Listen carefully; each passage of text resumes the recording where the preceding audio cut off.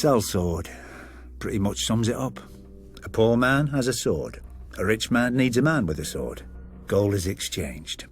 If the poor man knows how to use the sword, maybe he becomes the rich man, one way or another. I'm sure sellswords have a long and illustrious history, but if you meet a sellsword who knows it, best hire someone else.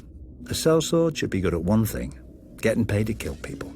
It's not an easy job. Most people try to kill you back, and at least a few of them know how. The ones that don't, well, they often come in enough pretty armour to ruin an afternoon. A lot of high lords turn their noses up at sellswords. They say they can't trust a man who sells his allegiance to the highest bidder. I don't blame them. Much cheaper for them to own an army from birth, either by people being on their lands or by their ancestors swearing a few oaths. But here's the thing. No sellsword has ever fled from the winning side. If your hired companies are running away from you, it's because you're not on that side, and you didn't pay them enough to die with you.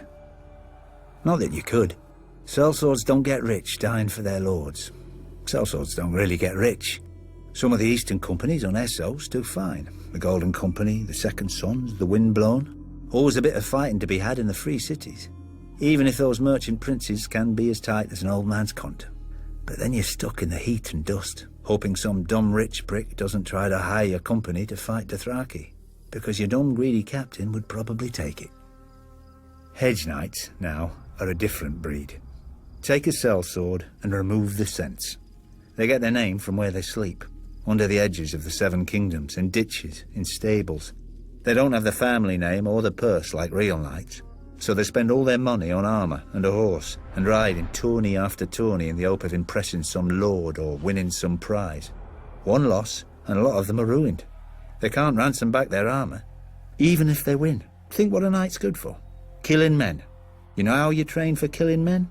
By trying to kill men, not prancing round with a blunted stick, bowing and waiting your turn. Maybe you think I'm just insulting the competition so you hire me instead. Well, of course I am. So don't hire me. Hire a sellsword with educated heirs who tells you all about the great battles he's heard of.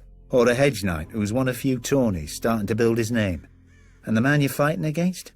He hires me.